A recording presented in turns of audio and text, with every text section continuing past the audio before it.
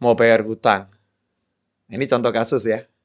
Karena saya banyak yang WA saya gitu, Beb, mau bayar hutang nggak punya duit, gimana ini? Jawaban saya dibayar. Habib ini aneh bener nih, nggak punya duit kok suruh bayar. Iya dibayar.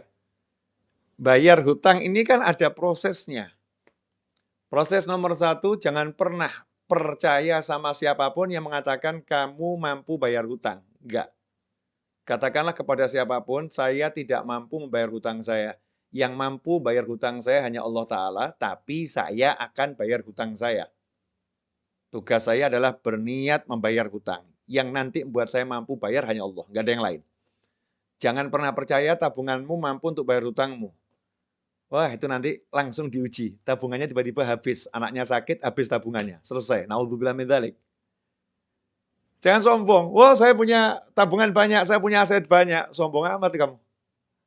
Nah, Tuhanmu, asetmu, tabunganmu. Sebentar dihancurkan sama Allah Ta'ala. Galaunya luar biasa. Jangan pernah mengandalkan siapapun dan apapun. Saya punya Allah, Allah akan lunaskan hutang saya. Saya berniat bayar hutang. Nomor satu itu. Ya. Kemudian nomor dua bagaimana? Minta. Jangan sombong. Yang penting usaha dulu. Salah kamu. Yang penting minta dulu. Karena usaha itu diantaranya memohon pada Allah Ta'ala. Itu usaha.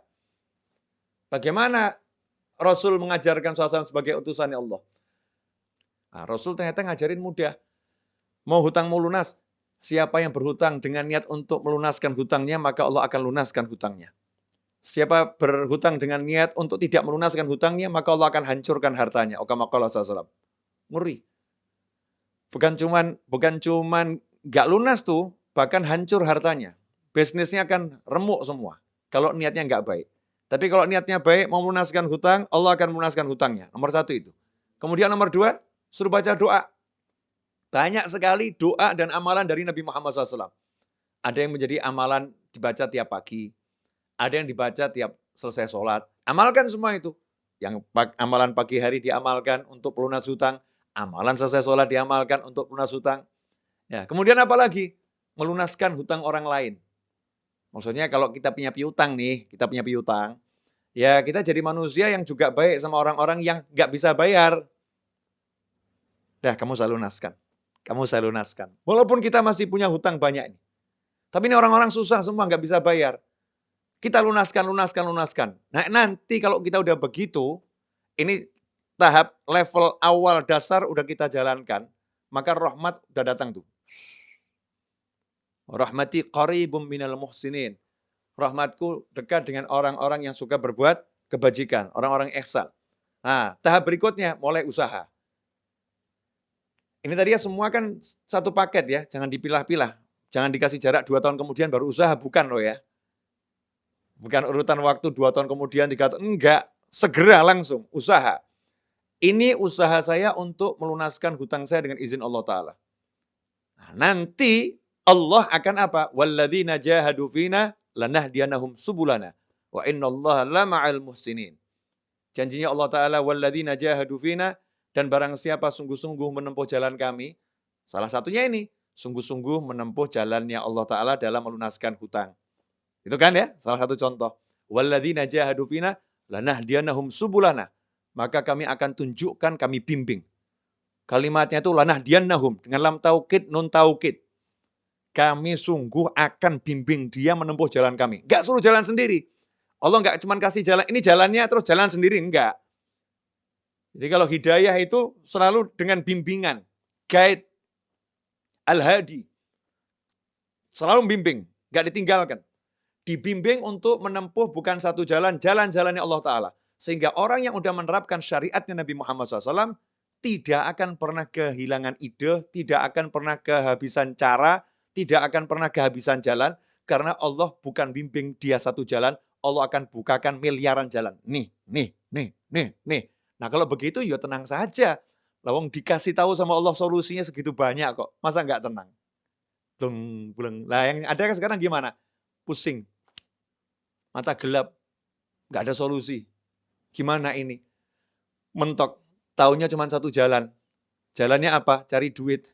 Lupa sama yang ngasih duit. Yaitu Allah Subhanahu wa Ta'ala. Nah ini tenang ini kalau kita mau kembali pada Allah Subhanahu wa Ta'ala. Kalau kita nggak mau kembali sama Allah, nggak bakal tenang. Apapun yang kita andalkan akan buat kita susah. Apapun yang kita harapkan akan membuat kita menjadi galau, resah. Tapi kalau kita kembali pada Allah Ta'ala, bersandar sama Allah Ta'ala, maka selesai masalah. Contoh, karena Allah maha mencintai. Ya Allah maha mencintai. Jika kalau ada yang merayu Allah, Allah senang. Ya tinggal kita bermanja-manja sama Allah Subhanahu wa Ta'ala. Ya Allah, wah cari duit susah ya Allah. Ini kata orang-orang cari duit susah ya Allah. Tapi kalau carinya dari kamu nggak pernah susah kan ya Allah. Ya, please ya Allah, ini saya lagi mau jualan barang nih ya Allah. Cuman hasilnya nggak banyak ya Allah. Saya mau jualan kamera, hasilnya paling 8 juta ya Allah. Cuman saya minta rezekinya 1 miliar ya Allah. Malaikat ketahuan, ini manusia yang pinter ini. Yang lain ngomong sama dia, ini orang ngelamun. Jual barang 8 juta kok minta rezeki 1 miliar. Ini orang ngelamun ini. Ini kata manusia yang ngelamun. Malaikat bilang, ini orang pinter ini. Karena dia mintanya sama Allah, bukan sama kamera yang mau dia jual. Dia mintanya sama Allah Subhanahu wa Ta'ala. Subhanallah. Tiba-tiba kameranya nggak laku, duitnya datang banyak. Dus. Ya, tiba-tiba. Nah, dari mana itu? Wa may yattaqillaha yaj'al lahu makhrajan wa yarzuqhu min haitsu la yahtasib. Siapa bertakwa kepada Allah. Jadi jangan terbiasa sama teori-teori yang diajarkan sama yang mengajarkan itu loh. Tapi terbiasalah dengan bukan teori, tetapi hukum pasti dari yang maha menciptakan kita semua. Yaitu Allah Subhanahu wa Ta'ala. Hukum pasti dari utusannya Allah Subhanahu wa Ta'ala, yaitu baginda Muhammad SAW. Yang lainnya itu teori. Kalau Rasulullah SAW adalah hukum pasti. Kalau Allah hukum pasti. Teori banyak salahnya, perlu diuji. Tapi kalau hukum pasti, nggak mungkin salah. Karena itu wahyu ilahi dan sabda Nabi Muhammad SAW. Enak kan? Allah bilang nih sama kita semua. Ya, tapi yang diajak bicara yang iman loh ya. Kalau nggak percaya ya terserah, bukan mukmin. Oh, kita ini mukmin semua kan. Nah, mukmin diajak bicara sama Allah. Kalau nggak iman ya ngapain saya ajak bicara? Ini yang diajak bicara yang beriman.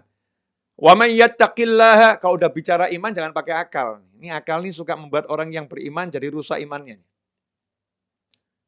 Iman itu yang membedakan antara mukmin sama orang yang nggak mukmin. Yang nggak mukmin pakai akal saja. Tapi kalau yang mukmin nggak butuh akal dia. Aku percaya sama Allah kok. Nah gimana? Ya urusannya Allah. Aku percaya sama Allah, selesai. Itu mukmin. Walaupun orang yang beriman akalnya dipakai untuk menambah keimanannya. Ya, untuk memperkuat keimanannya. Untuk menyampaikan kepada orang lain agar bisa menjadi beriman pula. Tetapi ketika dia beriman, dia nggak butuh akal gitu. Dia cukup membutuhkan hatinya yang meyakini Allah Subhanahu wa Ta'ala. Subhanallah. Wa may yattaqillaha. Allah yang bilang nih. Dan barang siapa yang bertakwa kepada Allah. Takwa itu gampang kok. Saya bilang takwa itu susah. Walaupun kita kan takwanya masih ya begini begitu. Tapi takwa itu gampang. Simple. Yang diperintah jalankan. Yang dilarang tinggalkan. Selesai toh. Kayak gini loh. Kayak gini. Wah, zaman sekarang ini mau ke mall aja susah nih. Mesti punya aplikasi Peduli Lindungi. Mesti harus sudah divaksin. Mau ke mall aja susah. Nggak susah toh ya? Ya jalankan saja peraturannya. Kalau kamu sudah vaksin, punya aplikasi Peduli Lindungi, kamu ke mall, mudah, nggak susah. Kan gitu. Nah, begitu pula dalam kehidupan kita dengan Allah Ta'ala. Simple. Kamu laksanakan perintah Allah, kamu jauhi larangan Allah, Allah laksanakan janjinya kepadamu. Wa may yattaqillaha, apa yang didapatkan? Yaj'al lahu makhraja.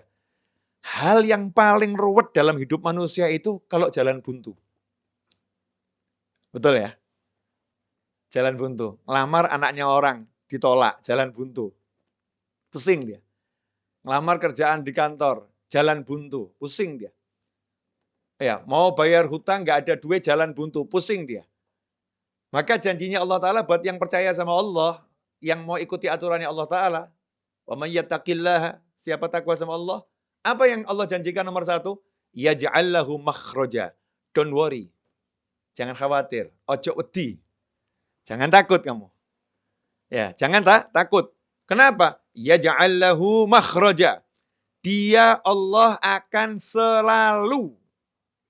Oh, ini harus digarisbawahi ini.